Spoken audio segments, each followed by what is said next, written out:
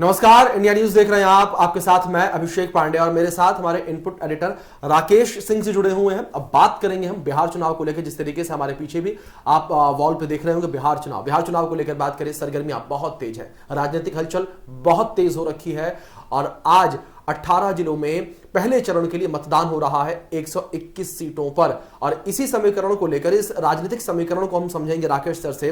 Rakesh sir, सीधे मैं आपके पास ही आऊंगा। और जिस तरीके से अभी ऑफ द कैमरा भी हम लोग चर्चा कर रहे थे इस लाइव के शुरू होने से पहले, बिहार चुनाव को लेकर ही कई सारी चीजें हैं। और जिस तरीके से हमने जंगल राज का भी जिक्र किया, फर्स्ट फेज का जिक्र किया, ये हमने देखा कि एनडीए ने अपनी तरफ से पूरी कोशिश की कि जो बिहार की जनता है और खासतौर पर जो युवा है, जिन 7.5 लाख लोगों का जिक्र आपने ऑफ द कैमरा मेरे से किया, उन्हें भी ये बात याद दिलाने की कोशिश की कि जंगल राज आखिर है क्या और किस तरीके से बिहार में था।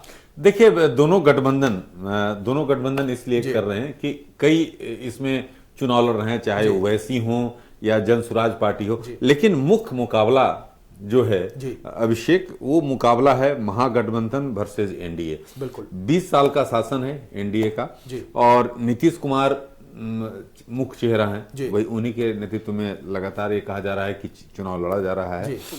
दूसरी तरफ महागठबंधन का नेतृत्व कर रहे हैं तेजस्वी। बिल्कुल। तो ये मुकाबला इसलिए महत्वपूर्ण है कि जो मुद्दा उठाया जा रहा है, जो मुख्य मुद्दा है, पहले मैं मुद्दा की बात कर लेता हूं, उसके बाद हम लोग आएंगे। मुख्य मुद्दा जो है दोनों गठबंधन का, देखिए सीधे तौर पर जो एनडीए की ओर से मुद्दा उठाया जा रहा है, विकास का मुद्दा उठाया जा रहा है, कानून व्यवस्था का मुद्दा उठाया जा रहा है, साथ ही साथ भविष्य का रोड मैप क्या होगा, उसके साथ साथ जो चुनाव आने से पहले जो है महिलाओं के खाते में 10-10 हजार रुपए की राशि दे दिया जाना।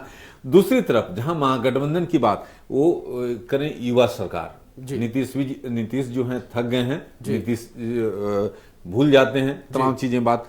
उसके साथ साथ रोजगारों की जिस तरह से झड़ी लगाई गई, जो घोषणा की झड़ी लगाई गई तेजस्वी द्वारा, और आपने देखा कि स्पेशल प्रेस कॉन्फ्रेंस करके कहा गया कि हम जो है महिलाओं को 30,000 रुपए खाते में डालेंगे। तो ये जो दोनों खेमे की ओर से जो वादों का जो पुलिंदा दिया गया है, ये सबसे महत्वपूर्ण है। लेकिन जो जिस तरह से लोगों का जो महत्वपूर्ण भूमिका रहने वाला है, एमओआई, जिसका हम लोग लगातार जिक्र कर रहे हैं, एमओआई जो है पहले हुआ करता था मुस्लिम और यादव, जो कि महागठबंधन की मुख्य जो उनका वोट बैंक हुआ करता था। लेकिन आज जो है एमओआई तय करेगा कि कौन सत्ता में आएगा या कौन सत्ता से बाहर होगा। और एम मने महिला और वाई मने जो है यूथ, और यही तय करेंगे कि आखिरकार बिहार का भविष्य का मतलब ये समझा जा राकेश सर कि जो एमवाई समीकरण है वो भी बिहार में बदलता नजर आ रहा है। मुस्लिम यादव से ये एमवाई समीकरण जो है वो महिला और युवा पर पहुंचता हुआ नजर आ रहा है। लेकिन दूसरी ओर सर, जिस तरीके से आपने 30,000 का जिक्र किया, मैं उस पर भी आना चाह रहा था, उसको लेकर भी मैं चर्चा करना चाह रहा था कि क्या जो नया एमवाई समीकरण है, यानी कि महिला और यूथ वाला, वो समीकरण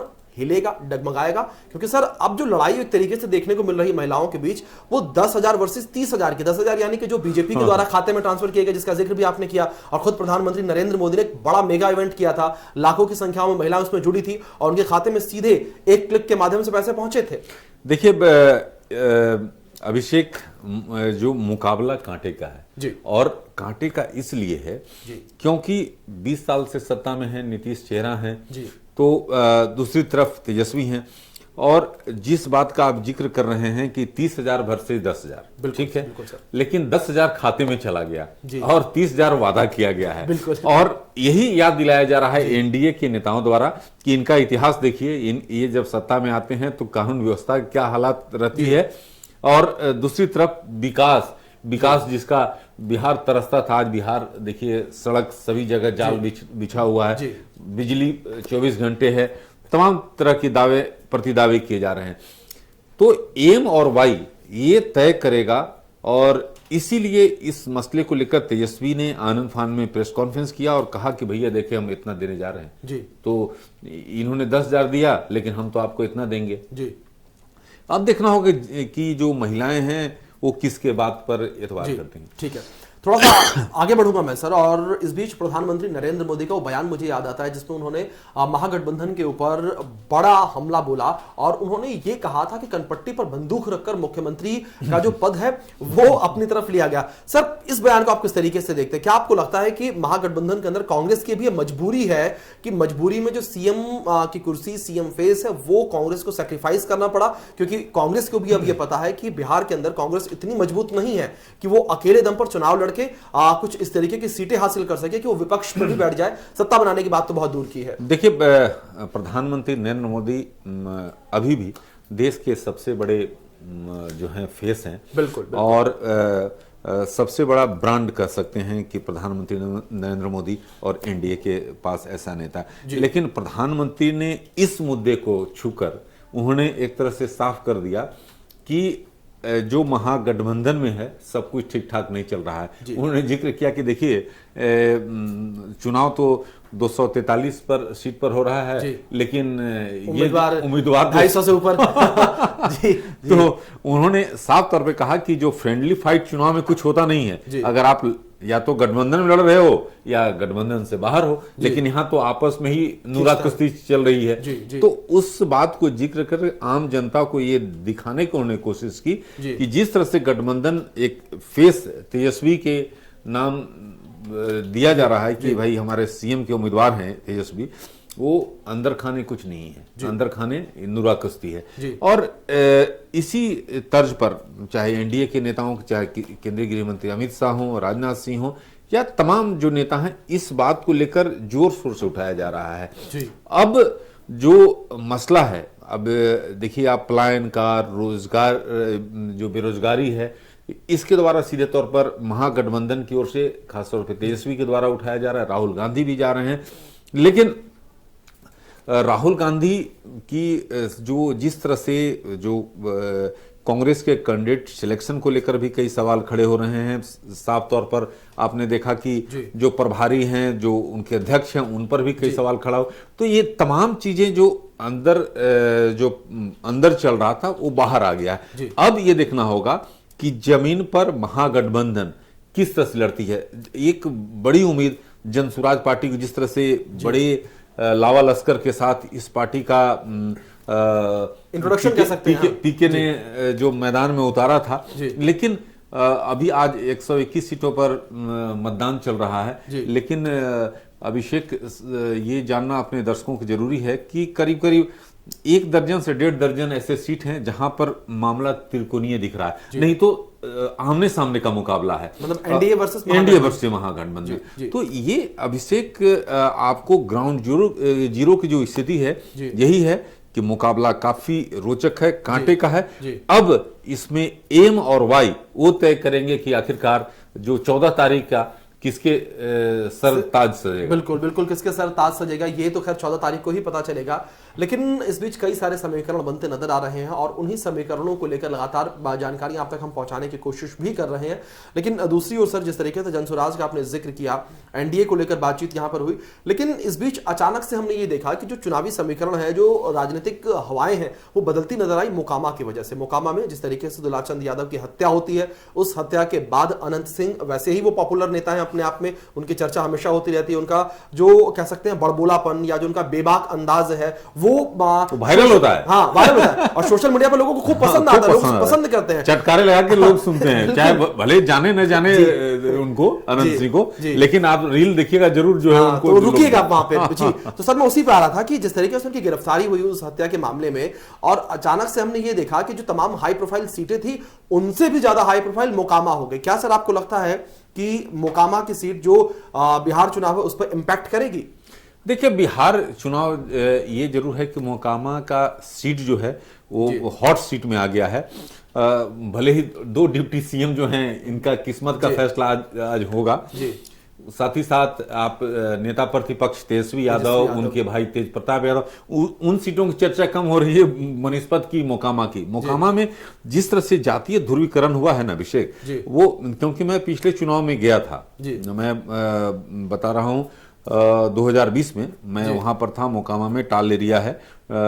टाल एरिया उस जगह को कहते हैं जहां पर जो बरसात के समय जो बाढ़ आती है तो वो इलाका पूरा डूब जाता है। आपने देखा होगा जहां पर जो जिस तरह से गोलीबारी हुई थी वहां पर आपने देखा था कि पानी भरा हुआ था। हाँ, तो मुकाबला जो है यहाँ पर दोनों, जैसे आपने देखा कि जनसुराज पार्टी के जो उम्मीदवार थे उनके साथ दुलारचंद थे, लेकिन अब जो है मुकाबला वहां पूरी तौर पर ध्रुवीकरण हो गया है, आरजेडी वर्सेस एनडीए। एनडीए के उम्मीदवार हैं अनंत सिंह। अनंत सिंह के आपने देखा कि ललन सिंह ने कहा कि मैंने कमान संभाल ली है, उसके बयानों को लेकर भी बड़ी बातें हुई, लेकिन वहां पर मुकाबला रोचक है। सबकी निगाहें उस बात पर टिकी हुई। हमारी टीम भी वहां पर है, 2 टीम हमने तैनात की है। एक चीज चप्पे पर हम लोग नजर रख रहे हैं कि क्या वहां पर हो रहा है। और लोग, मैं देख रहा हूं कि अगर मोकामा सीट के, मैं सोशल मीडिया पर मैं मेरे से भी प्रश्न मुझे क्या स्थिति है वहां का, तो लोगों की ये अपेक्षा, लोगों की जो निगाहें हैं वो मोकामा सीट पर टिकी हुई है। लेकिन ऐसे ही जो है आप देखिए सिवान से जो मोहम्मद साबुद्दीन के बेटे हैं वो चुनाव लड़ रहे हैं। तो इस बार बाहुबली काफी संख्या में है दोनों गठबंधन तरफ। आप महागठबंधन की बात कर लें चाहे एनडीए की बात कर लें, दोनों तरफ से हैं। और जेडीयू के ज्यादा मेरे को दिख रहे हैं जो बाहुबली दिख रहे हैं। सर, जिस तरीके से बाहुबलियों का भी जिक्र हमने किया, तमाम चीज़ों का जिक्र किया, सुशासन को लेकर हम बात कर रहे हैं, लेकिन अचानक से जैसे ही इलेक्शंस अनाउंस हुए हमने एक चीज़ ये देखा कि जो क्राइम रेट है उसमें इजाफा देखने को मिला। दुलारचंद यादव हत्या का हमने जिक्र किया, दूसरी ओर एएसआई की हत्या कर दी गई थी, उसके बाद पटना में भी 2 व्यापारियों को गोली मारने का मामला सामने आया था। इसके अलावा ऐसी छोटी छोटी घटनाएं और भी निकलकर सामने आई जो उस तरीके से हाई प्रोफाइल या ये कह सकते हैं कि मेन स्ट्रीम लाइन में नहीं आ पाई, लेकिन अचानक से क्राइम का ग्राफ बढ़ा है। क्या सर ये जो चुनाव आज हो रहे हैं, जो मतदान हो रहे हैं, इस पर इंपैक्ट करेगा? देखिए, इसी मसले को तेजस्वी द्वारा उठाया गया था कि भाई आप कहते हो जंगल राज, लेकिन अब क्या, कौन राज है? तो ये सीधे तौर पर कहीं ना कहीं सवाल खड़ा हुआ है, ऐसा नहीं है, ये खड़ा हुआ है। लेकिन आपको ये भी ध्यान रखना होगा कि इस मसले को लेकर पहले लगातार जो है एनडीए के नेताओं द्वारा, चाहे जो भी एनडीए के बड़े नेता हैं, प्रधानमंत्री हों, केंद्रीय गृह मंत्री अमित शाह हों, अन्य नेता, ये बात लगातार उठाते रहे हैं कि भाई आप देख लीजिए किस तरह से जंगल राज था, लोगों को अपहरण हो जाता था शाम के बाद, अंधेरे, अगर शाम अंधेरा हो गया तो लोग जाना बाहर, शहर में बाहर निकलना पसंद नहीं करते थे, कब कोई अपहरण हो जाएगा। तो तमाम चीजों को लेकर बार बार याद दिलाने की कोशिश की जा रही है। अब ये जो युवा, जो पहला वोटर है जिसकी मैं जिक्र कर रहा हूँ, जो 7.5 लाख के आसपास है, जो पहली बार अपने मत का प्रयोग कर रहे हैं, वो उनके जेहन में ये डालने की लगातार कोशिश है। लेकिन क्या उनके जेहन में, क्योंकि रोजगार जो है एक बड़ा मसला है अभिषेक, तो क्या वे इस बात को समझते हैं कि हाँ भाई आज से 20 साल पहले क्या यहाँ पर स्थिति थी, कानून व्यवस्था की स्थिति खराब थी, तो क्या उन पर असर हुआ है? ये देखने वाली बात होगी। अगर महिलाएं और यूथ, अगर इन्होंने जो तय कर लिया, तो आप समझिए कि उन पर मुख्य रूप से निर्भर है। मैं इसलिए जिक्र कर रहा हूं कि आप जहां तक जो पुरुष हैं, पुरुष में अगर बाप जो है अगर एनडीए की तरफ है तो बेटा महागठबंधन की होगा, लेकिन महिलाएं जो हैं आप एक तरफ आप देखिएगा साइलेंट वोटर होती है। जी जी बिल्कुल। और अब यही देखने वाली बात यहाँ पर ये होगी कि जो ये साइलेंट वोटर्स हैं वो किस तरीके से काम करते नजर आएंगे। और जिस तरीके से सर ने भी युवा वोटर्स का जिक्र किया, इन मतदाताओं की संख्या जो है वो 7,37,000 से अधिक की है, यानी कि करीब करीब क्लोज टू 7.5 लाख के आसपास की है। अब ये युवा वोटर्स किस तरीके से इस चुनाव का परिणाम जो है वो दूसरी दिशा में लेकर जाते हैं, महिलाओं की क्या भागीदारी रहने वाली है, और दूसरी ओर जो पुरुष हैं, जो मध्यम वर्गीय परिवार हैं, वो किस तरीके से अपने मताधिकार का प्रयोग करते हैं, वो 14 तारीख को हमें पता चलेगा। नतीजे और जो चुनाव को लेकर, मतदान को लेकर तमाम अपडेट्स आ रही हैं, वो इंडिया न्यूज आप तक लगातार पहुंचा रहा है। और आप इंडिया न्यूज को तमाम प्लेटफॉर्म पर सर्च भी कर सकते हैं, देख सकते हैं। लेकिन फिलहाल के लिए इस लाइव में इतना ही। आप बने रहें इंडिया न्यूज के साथ।